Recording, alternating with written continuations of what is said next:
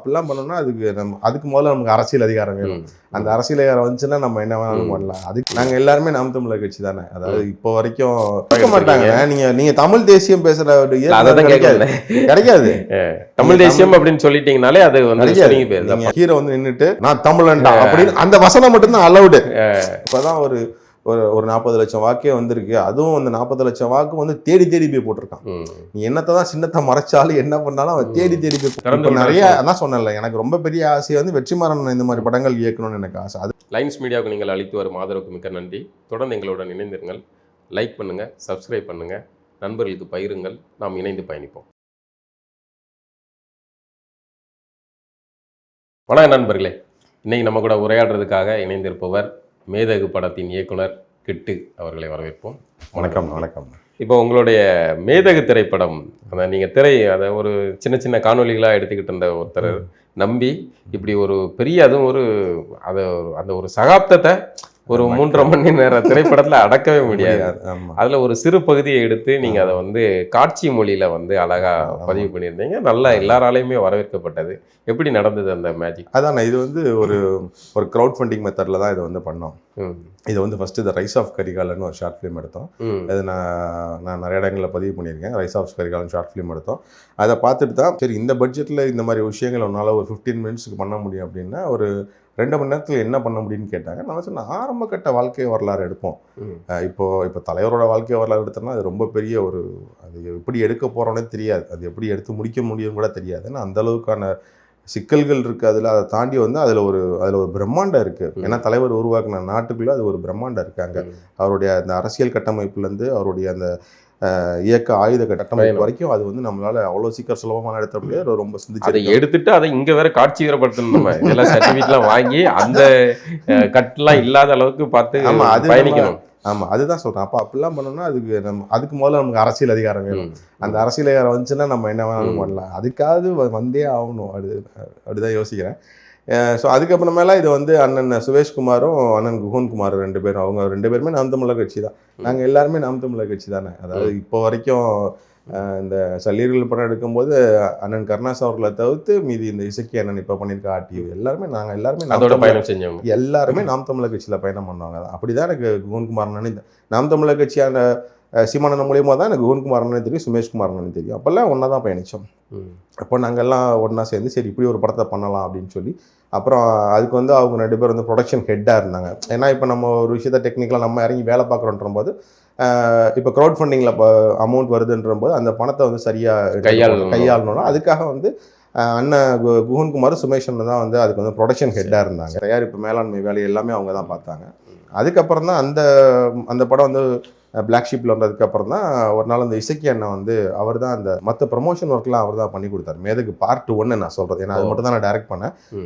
அது அண்ணன் தான் பண்ணி கொடுத்தாரு. அதுக்கப்புறம் தான் இசக்கி அண்ணன் தான் சொன்னார், டே நீ வந்து ஏதாவது ஸ்டோரி வச்சுருந்தேன்னா போய் இவருக்கு சொல்லு, கருணாசனனுக்கு சொல்லு அப்படின்னாரு. அப்புறம் அவரை போய் நேரில் பார்த்தேன். அவர் கருணாசனன் ஏற்கனவே என்ன மேதகு 1 ஃபுல்லாக பார்த்துட்டு என்னை ஃபோன் பண்ணி பாராட்டினார். அதுக்கப்புறம் தான் அவர் கூட அதிகமாக பயணம் பண்ண ஆரம்பித்தோம். அப்புறம் அவர் இசைக்கு அண்ணன் போய் அவர்கிட்ட ஸ்டோரி சொல்லினார். அப்புறம் தான் சல்லியர்கள் அண்ணனுக்கு சொன்னோம். சல்லியர்கள் சொல்லி ஒரு 10 நிமிஷம் தான் இருக்கும். ஒன்றுமே யோசிக்கல அவர். தம்பி இந்த படத்தை நான் பண்ணுறேன், இந்த படத்தில் முக்கியமான ஒரு கேரக்டர் நீ சொல்லியிருக்க, அந்த கேரக்டர் நானே பண்ணுறேன், அது வேறு யாரும் பண்ண வேண்டாம், அதை நானே பண்ணுறேன்னு அவரே நடிச்சிட்டாரு. அதனால சொல்லி ஒரு 10 நிமிஷத்துலேயே ஓகே பண்ணிட்டாரு. அதை நம்ம ஓகே சொல்லி அதான் நான் சொன்னேன்ல, நம்ம ஸ்டோரி சொல்கிற விஷயமே அப்படி தான் இருக்கும். இப்படி இருக்கும், காட்சிகள் இப்படி இருக்கும், அப்படி தான் இருக்கும். நீங்களும் சலுகைகள் பார்த்துட்டீங்க. அதுதான் நான் சொல்ல வந்தேன். நான் அந்த படம் பார்த்தேன். நம்ம அதை தனியாக விமர்சனமாகவே வந்து ஒரு உரையாடல் வைக்கணும். கண்டிப்பாக பிரமாதமான ஒரு காட்சி மொழி படம், ரொம்ப பிடித்திருந்தேன் எனக்கு. அதனால அவர் நம்ம ஸ்டோரி சொல்லி முடிச்சாலுமே 10 நிமிஷத்துலேயே சரின்னு சொல்லிட்டார். அதுக்கப்புறம் அந்த படங்கள் ஆரம்பித்தோம். அப்புறம் அதனுடைய ரிலீஸ் வேலைகள்லாம் அப்படியே அங்கங்கே போயிட்டே இருந்தது. இப்போ வெளிநாடுகளில் வந்து நிறையா ப்ரீமியர் ஷோ எல்லாம் பண்ண சல்லியர்கள். இப்போ அதுவுமே அடுத்த மாதம் வந்து வெளியீட்டுக்கு வந்து இப்போ அண்ணன் சுரேஷ் காமாட்சி அண்ணன் தான் அதை வந்து மொத்தமாக வெளியிடுறாங்க. இப்போ அதுக்கான வேலைகள் போயிட்டுருக்கு. அதுக்கப்புறம் தான் இந்த சல்லியர்கள் முடித்த கையோட நான் வந்து அண்ணங்கிட்ட போய் இந்த ஆட்டி திரைப்படத்தை பற்றி ஒரு பிளாட் சொன்னேன். அவர்கிட்டே சொல்லி முடிச்ச ஒரு 10 நிமிஷத்தில் அவர் தான் சொன்னார், இல்லை இவர் நம்ம இசைக்கண்ணன்ட்ட போய் சொன்னேன். சொல்லி முடிச்சோடனே ஒரு 10 நிமிஷத்துல அவர் தம்பி இதில் ஒரு போலீஸ் கேரக்டர் நான் தான் பண்ணுவேன். ஏன்னா இப்போ நம்ம அந்த கேரக்டர் சொல்லும் போது அந்த இம்பார்ட்டன்ஸ் தெரிஞ்சிடும் அவங்களுக்கு. ஏன்னா நம்ம அப்படிதான் சொல்லுவோம். இப்போ ஏதாவது ஒரு சின்ன கேரக்டர் சொன்னா கூட அதனுடைய அந்த டிஸ்கிரிப்ஷன் சொல்லுவாங்க. அழுத்தம். அது மொத்தமாக எல்லாத்தையும் அதை சொல்லும் போது சரி இதுக்கான அளவு இப்படி இருக்குது, இதுக்கான அளவு இப்படி இருக்குன்னா யோசிச்சுட்டு சரி அப்போ நான் அதை பண்ணுறேன், அப்போ நான் தான் பண்ணுவேன், அப்போ அது அண்ணனும் இதே மாதிரி அந்த அந்த அந்த கேரக்டர் நான் தான் பண்ணுறேன், போலீஸ் கேரக்டர்னு சொல்லி அவரை முதல்ல நடிகராக மாற்றின நான் தான். அது வரைக்கும் இசைக்கு என்னை வந்து இயக்குனாங்க, படம் தயாரிச்சாரு. ஆமாம் நிறைய படம் தயாரித்தாங்க, இயக்குனாங்க. ஆனால் அவர் வந்து அவர் முதல்ல நடிகராக மாற்றினது ஷூட்டிங் ஸ்பாட்டில் கூட வந்து ஒரு மலை சொன்னாரு, அந்த கேரக்டர் போலீஸ் கேரக்டர் நல்லா பண்ணியிருக்காப்ல அப்படின்னு சொன்னாரு. அதுதான் சொல்கிறேன். இப்போ என்னென்னா அது வந்து ஒரு மலை உச்சியில் ஷூட்டிங்கு, கிட்டத்தட்ட ஒரு மிஞ்சி போனால் ஒரு 150 மீட்டர் கிட்ட நாங்கள் போய் ஷூட் பண்ணணும். அது எஸ்டேட்னால இந்த மேடு பள்ளங்கள் அந்த இதெல்லாம் அதிகமாக இருக்க மலைகள். அப்போ ஒரு 150 மீட்டர் மேலே ஏறணும். எல்லாம் மேலே ஏறி போயிட்டாங்க, கேமராலாம் எடுத்துகிட்டு போயிட்டாங்க. அப்போ இசைக்காரன் வந்து என் கூட பேசிட்டே வர்றாரு. அவர் முன்னாடி போயிட்டு இருக்காரு, நான் அப்படியே பின்னாடி அவரோட பேசிட்டே மேலே ஏறிட்டு இருக்கோம். அப்போ அவர் சொன்னார் 25 வருஷம் நான் இந்த பிஸ்னஸ். அவர் ரொம்ப அடிமட்டத்துலேருந்து வந்தவர் இசைக்கண்ண, ரொம்ப அடிமட்டத்துலேருந்து ரொம்ப தொழிலெலாம் செஞ்சு மேலே வந்தவர். அவர் வந்து டெய்லராக இருந்திருக்காரு, பேப்பர் போட்டிருக்காரு. அவரோட லைஃப் ஹிஸ்ட்ரி நீங்கள் தனியாகவே எடுக்கலாம். அப்படி கஷ்டப்பட்டு மேலே வந்தவர். ஆனால் அவர் என்ன சொன்னார், 25 வருஷம் வந்து நான் என்னெல்லாமோ பண்ணியிருக்கேன், ஆனால் வந்து உன் மூலியமாக தான் நான் வந்து ஆக்டர் ஆகணும்னு இருந்திருக்கு, நீ தான் வந்து என்னை நடிக்க வைக்கணும்னு இருந்திருக்கு அப்படின்னு சொல்லி பேசிட்டே வந்தார். அப்புறம் அதுக்கப்புறமேல அந்த படம் முடிஞ்சது. இப்போ அந்த படத்துக்கான போஸ்ட் ப்ரொடக்ஷன் அதுக்கு இடையில இப்போ அவர் ஒரு படம் பண்ணிட்டு வந்துட்டார். ஸோ அதுக்கான ரிலீஸ் இப்போ தான் பிளான் பண்ணியிருக்காங்க. அதுவும் இந்த மாதத்துக்குள்ளே ரிலீஸ் டேட் அனௌன்ஸ் பண்ணுறதா சொல்லியிருக்காங்க. அதனால் அதுவும் வெளியே வந்துடும். சல்லியர்கள் முதன்மை வருதா ஆட்டியா? அதுதான் 2 பேருமே டேட் டிஸ்கஸ் பண்ணிட்டு இருக்காங்க. 2மே ரொம்ப நெருக்கமாக தான் வருது. ஒரு 10 நாள் இடைவெளியில் 2 படமே ரிலீஸ் ஆகும். ஆட்டி வந்து என்ன கதைக்களம்? ஆட்டி வந்து அது நம்மளுடைய சொல்லப்படாத ஒரு வரலாறு. இப்போ தமிழர்களுக்கு சொல்லப்படாத ஒரு வரலாறு தஞ்சை பகுதியில். ஆமாம், இப்போ வந்து அப்படி சொல்ல முடியாது அந்த படத்தை. இது வந்து தஞ்சை நிலப்பகுதியில் 1800களில் மராத்திய மன்னர்களோட ஆட்சி நடக்குது. இப்போ இந்த மராத்திய மன்னர்களோட ஆட்சியில் என்ன நடக்குது அப்படின்னா, மராத்திய மன்னர்கள் வந்து தமிழ் பெண்களை வந்து வெளிநாடுகளுக்கு விற்கிறாங்க. வெள்ளையர்களுக்கு விற்கிறாங்க. வெளிநாட்டில் மற்ற யார் வந்தாலும் இது பண்ணுறாங்க, வியாபாரம் பண்ணுறாங்க. அதை தாண்டி தமிழ் பெண்களை ஒரு இடத்துக்கு கூட்டிகிட்டு போய் அங்கே வந்து திருமண மஹால் ஒன்று கட்டி வைக்கிறாங்க. எங்கன்னா தஞ்சாவூர், அந்த காவேரி ஆறு, அதை தாண்டி திருவையாறு, அப்படி தான் இருக்கும். இப்போ இந்த கொள்ளிடம் அதெல்லாம் தாண்டி இது வந்து திருவையாறு வந்துடும். அதாவது தஞ்சாவூர்ல வந்து ஒரு 9 கிலோமீட்டர் 10 கிலோமீட்டருக்குள்ள இருக்கும். அந்த காவேரி ஆற்றை தாண்டி தான் அவங்க வந்து திருமண மஹால்னு ஒன்று கட்டுறாங்க. 1800கள் வந்து திருமண மஹால்னு ஒன்று கட்டி, இல்லைன்னா அதுக்கு பேர் வந்து கல்யாண மஹால். இந்த மஹாலுங்கிறதே அவங்க கொண்டு வர்றது தானே, அப்படி தான் கொண்டு வராங்க. அங்கே தான் வந்து இந்த பெண்களை வந்து கொண்டு போய் அடைக்கிறாங்க. அந்த கடத்தப்பட்ட பெண்களாக இருக்கட்டும், இல்லைன்னா இப்படி ஒரு விஷயம் பண்ணுவாங்க. என்ன பண்ணுவாங்கன்னா, இந்த வட்டிக்கு பணம் கொடுப்பாங்க. அது அந்த வட்டியும் கடனும் தரல அப்படின்னா அவங்க வீட்டு பெண்களை தூக்கிடுவாங்க. இது ஒரு கேஸ் ஃபைல் பண்ணியிருக்கு. அவர் பேர் வந்து ஒரு கணவர் ஒரு மனைவியை வந்து இல்லை, மனைவியில பெண், அவரோட பெண்ணை எடுத்துகிட்டு போயிடுவாங்க. அவரோட பெண்ணை கூட்டிகிட்டு போயிடுவாங்க. அவர் போய் அப்போது இருந்த அந்த காவல் நிலையத்தில் பிரிட்டிஷ் அந்த இதில் போய் ஸ்டேஷனில் போய் அவர் வந்து ஒரு சின்ன லெட்டர் ஒன்று ஃபைல் பண்ணுவார். அந்த புகாரும் இருக்குது, இன்ன வரைக்கும் இருக்குது. இதெல்லாம் வச்சு தானே அவங்களை யாருன்னே சொல்ல முடியுது. இப்போ மராத்திய மன்னர்கள் 1800களில் தமிழ்நாட்டில் என்ன பண்ணாங்க, இதை தான் இதையும் ஒரு வேலையாக பண்ணாங்க. அப்படின்ற போது இந்த கல்யாண மஹால், திருமண மஹாலில் வந்து இங்கேருந்து இந்த வட்டிக்கு பணம் வந்து திரும்ப செலுத்த முடியாத அவங்க வீட்டு பெண்களையும், இல்லை இவர்களுக்கு பிடித்த பெண்களையும், சிறுவர்களை தூக்கிட்டு போயிருக்காங்க. சின்ன பிள்ளைகளை தூக்கிட்டு போயிருக்காங்க. சின்ன பிள்ளைகளையும் அது பெண் பிள்ளைகளை தூக்கிட்டு போயிருக்காங்க. அங்கே திருமண மஹாலில் வச்சு அவங்களுக்கான அந்த ஒரு சந்தோஷங்களை அனுபவிச்சுக்கிட்டு அந்த பெண்களை வியாபாரம் பண்ணியிருக்காங்க, விற்றுருக்காங்க. அந்த பெண்களை விற்றுருக்காங்க வெளிநாட்டில். இது எங்கேருந்து எடுத்தோம்னா, இந்த மராத்திய மன்னர்களோட அக்கௌண்ட்ஸ் புக்குக்கு பேர் வந்து மோடி ஆவணம். அதுக்கு பேர் மோடி ஆவணம். அப்போது அந்த ஆவணத்தில் எழுதியிருக்காங்க, இத்தனை பெண்களை இங்கேருந்து விற்றுருக்கோம், இவ்வளோ காசுக்கு விற்றுருக்கோம், இத்தனை பெண்களை. அது எல்லாம் அவங்க எழுதி வச்சுட்டு போனதை தான் அவங்களே மாட்டிக்கிட்டாங்க. அப்போ இதெல்லாம் நடந்திருக்கு. இன்னைக்கு திருவையாறு இந்த பகுதியில் அப்படி நினச்சி தானே யாருக்காவது தெரியுமா? எதுவுமே தெரியாது. அப்போ அந்த காலகட்டத்தில் அங்கே வந்து பண்ணை அடிமை முறை ரொம்ப அதிகமாக இருந்தது. ரொம்ப ஆதிக்கத்தனமாக, ரொம்ப ரொம்ப அசிங்கமான சில சம்பவங்கள்லாம் நடந்திருக்கு அந்த பகுதிகளில், அந்த பண்ணை அடிமை முறைகளில். அதில் மிக முக்கியமாக இந்த திருமண மஹால்லாம் வச்சு இந்த மராத்திய மன்னர்கள் வந்து பெண்களை இந்த அளவுக்கு, அதுவும் தமிழ்குடி பெண்களை வந்து அவங்க கடத்தி விற்றுருக்காங்க. அப்படின்ற போது இந்த வரலாறு சம்பவத்தை ஒரு சின்ன பிளாட்டா எடுத்துக்கிட்டு, ஏன்னா இது ரொம்ப பெருசா எடுக்க வேண்டியது, அதுக்கான பட்ஜெட்டுக்கு ஆள் வர மாட்டான். நான் தான் இந்த கதையை சொல்றேனே, இப்ப தமிழர்களுக்கான நான் இந்த கதையை சொல்றேனே, டேய் நம்மள இந்த மாதிரி பண்ணிருக்காங்கடா அப்படின்னு நான் இந்த கதையை சொன்னா யார் செலவு பண்ணுவா? என்கிட்ட ஏன்னா சொல்கிறேன்ல, இப்போ இந்த கதையை நான் எடுக்கணும் அப்படின்னா, நான் இப்போ உங்கள்கிட்ட சொன்ன சம்பவத்தை மட்டும் எடுக்கணும்னா எனக்கு குறைஞ்சது ஒரு 5 கோடி ரூபா இருந்தால் போதும். நான் பிரம்மாண்டமாக காமிச்சிருவேன். நான் 1 கோடி ரூபாய்க்கு நம்மளால் முடிஞ்ச என்ன எடுக்கிற பையன்ட்டு நீங்கள் ஒரு 5 கோடி ரூபாய் கொடுத்தீங்கன்னா இதை பிரம்மாண்டாக காமிப்பேன். இப்போ இதை நம்ம ரொம்ப பெருசாக எடுக்க முடியாது. அப்போ அதுக்கான பொருள் செலவு அதிகமாகும். அப்போ அதுக்கு ஒரு முன்னோட்டம் மாதிரி முதல்ல எடுப்போம். இந்த சம்பவத்தை உள்ள அடிப்படையாக வச்சு இங்கே சில விஷயங்கள் இந்த மாதிரி நடக்குது, அதை அதை அதை எதிர்த்து சில பேர் வந்து போராடினாங்க. ஸோ அப்படின்ற மாதிரி வச்சு அதை வந்து 1970 கொண்டு வந்து அங்கே ஒரு ஸ்டோரி எப்படிலாம் பண்ண வேண்டியிருக்கு பாருங்க, காசு இல்லாதனால. அங்கே 1970 ஒரு ஸ்டோரியை கிரியேட் பண்ணி இது ஏன் இப்படி நடக்குதுன்னு ஒருத்தர் கேட்கும்போது ஒருத்தர் வந்து ஒரு பதில் சொல்கிறாரு. அப்போ ஒரு 2 நிமிஷத்துக்கு நம்ம அனிமேஷன் காமிக்கிறோம். டேய் இப்படி நடந்துச்சுடா தஞ்சாவூர் பகுதியில் அப்படின்னு சொல்லி நம்ம ஒரு சின்ன ஒரு அனிமேஷன் அப்படி நமக்கு இது பண்ணி கொண்டு வரோம். அப்போ அந்த அனிமேஷனை காமிச்சு திரும்ப இதுக்குள்ளே வரும். இப்போ என்னுடைய படம் எங்கே நிற்கிதுன்னா அந்த அனிமேஷனில் நிற்கிது. ஆனால் இந்த படத்தில் நான் அது ஒரு சின்ன அனிமேஷனாக தான் காமிச்சிருக்கேன். ஆனால் இதுதான் நான் ரொம்ப பெருசாக எடுக்கணும். அப்போ அது வந்து இதுக்கான அடுத்த பார்ட்டாக போகும்.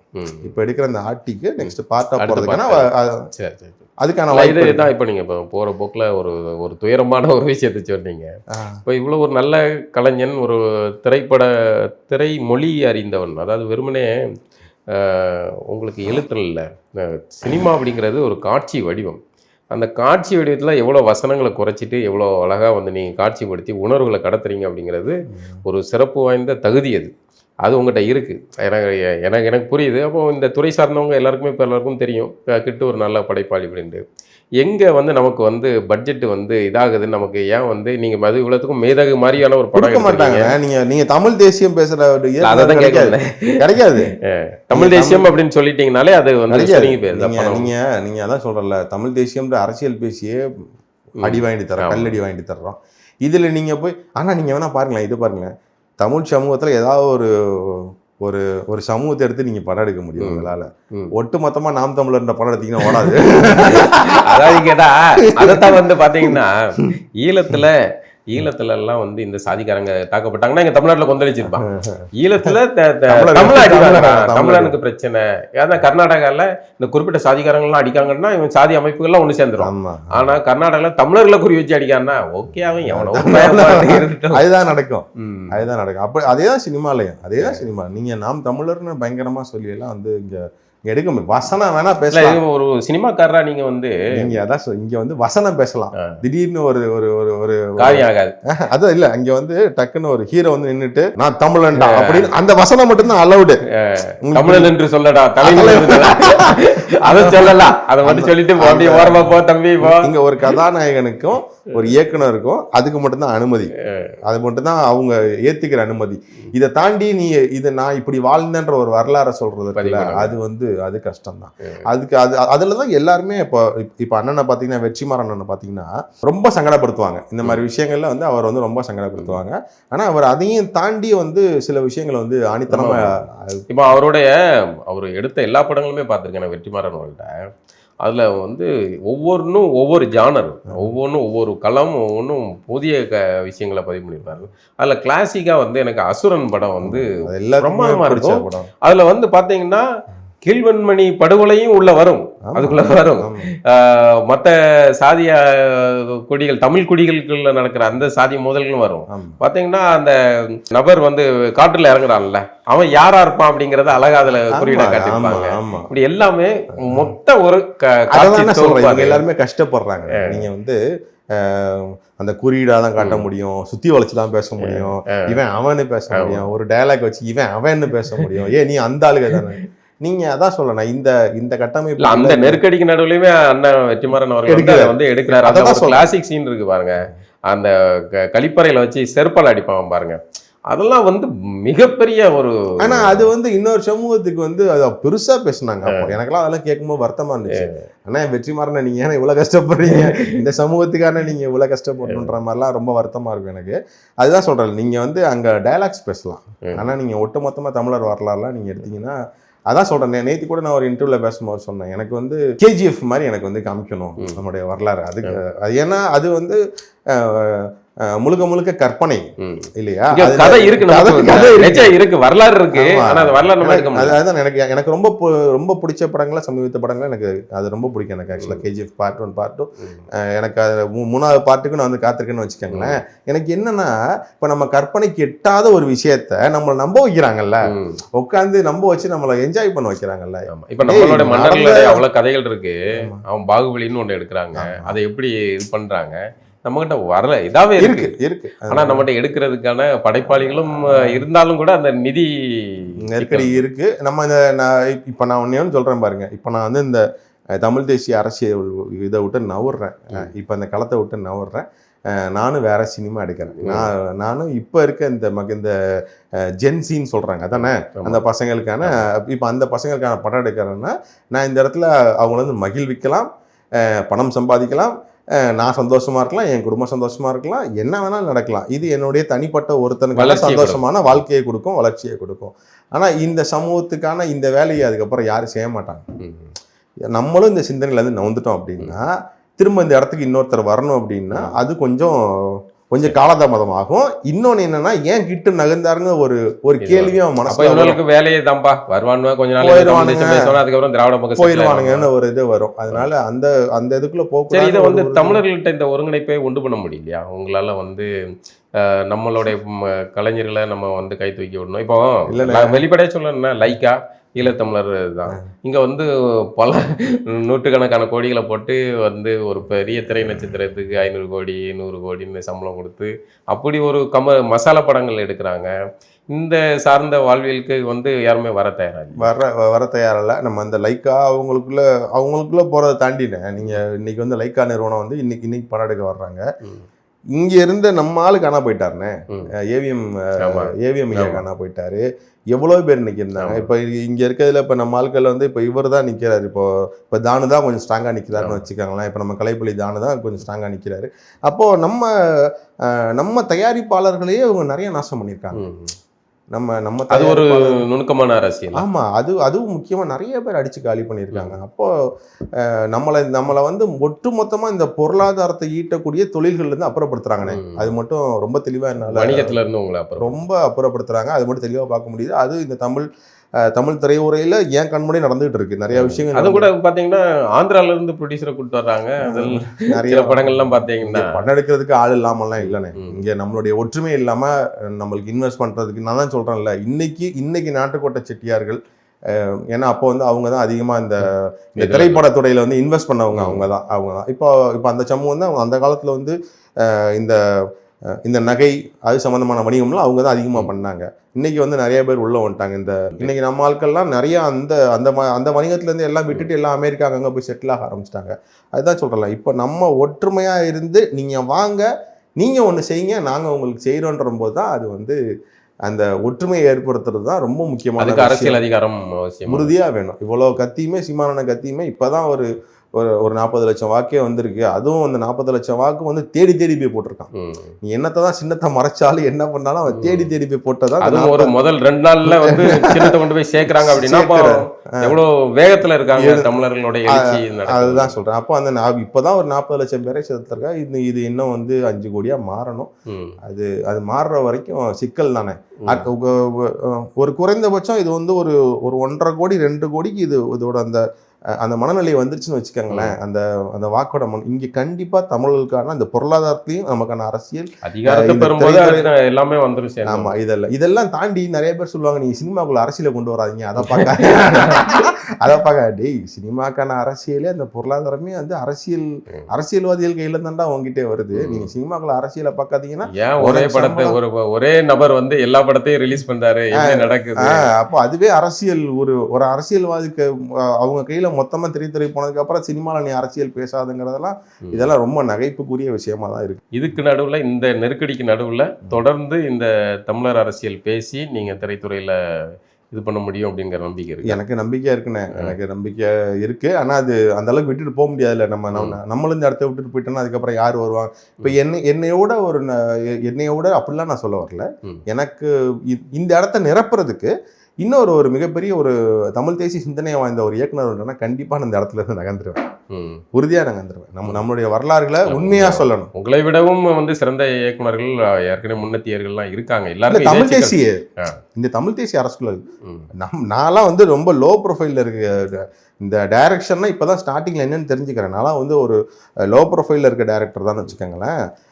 எல்லாமே ரொம்ப பெரிய இயக்குனர்கள் அதான் சொல்றேன். அவங்கெல்லாம் தமிழ் தேசிய அரசியல பேச வந்துட்டாங்கன்னா நம்ம பாட்டுக்கு நம்ம வேலையை ஐயோ அப்பாடே நம்ம தலையில செய்யறதுக்கான ஒரு சூழல் அவங்களுக்கு வாய்ப்பை திறந்து நிறைய அதான் சொன்னேன்ல. எனக்கு ரொம்ப பெரிய ஆசை வந்து வெற்றிமாறன் இந்த மாதிரி படங்கள் இயக்கணும்னு எனக்கு ஆசை. அதான் அவர் அதைத்தான் பண்ணிக்கிட்டு இருக்காரு. ஆனா உங்களுக்கு நமக்கு தெரியல. ஆமா, வெளிப்படையா தெரியல. அவர் அதைத்தான் செஞ்சுக்கிட்டு இருக்காரு. சொல்லி அடிக்கணும். அண்ணெல்லாம் வந்து இறங்கினாருன்னா, வெற்றிமாறன் எல்லாம் இறங்கினாருன்னா மிகப்பெரிய வரலாற்று. உங்களுக்கு பிடித்த இயக்குனர் யார்? இயக்குனர் அதான் நான் அடிக்கடி நான் சொல்லியிருக்கேன். எனக்கு வந்து எனக்கு அண்ணனையும் பிடிக்கும், எனக்கு வெற்றிமாறனே பிடிக்கும். குறிப்பா வந்து நம்ம தமிழ் தேசிய அரசியலை பேசிட்டு அவங்க வந்து ரொம்ப பிடிக்கும். ஆமா, இந்த மண் சார்ந்து எடுக்கக்கூடிய ஆட்கள் எல்லாத்தையுமே எனக்கு வந்து ரொம்ப பிடிக்கும். அதுலேயே அண்ணனை ரொம்ப பிடிக்கும், வெற்றி அண்ணனை ரொம்ப பிடிக்கும். அவர் ரொம்ப இந்த ஹிஸ்டாரிக்கல் மூவிஸ் ஏதாவது எனக்கு ஒரு பண்ணணும்னு ஆசை. ஏன்னா அவரால் தான் அந்த திரைமொழி வந்து மக்கள் மனசுக்குள்ள கொண்டு போக முடியும். அங்கே எந்த காட்சியாக இருந்தாலும் அதை அப்படியே மனசுக்கு நெருக்கமாக கொண்டு வந்துடுவார். அதனால அவர் நம்மளுடைய அந்த வரலாறுலாம் எடுத்தாருன்னா ரொம்ப சிறப்பாக இருக்கும். அதான் சொன்னல, அவங்க வரலாறு நம்ம வரலாறுலாம் எடுக்க ஆரம்பிச்சிட்டா நான் ரசிகன் ஆயிடுவேன்.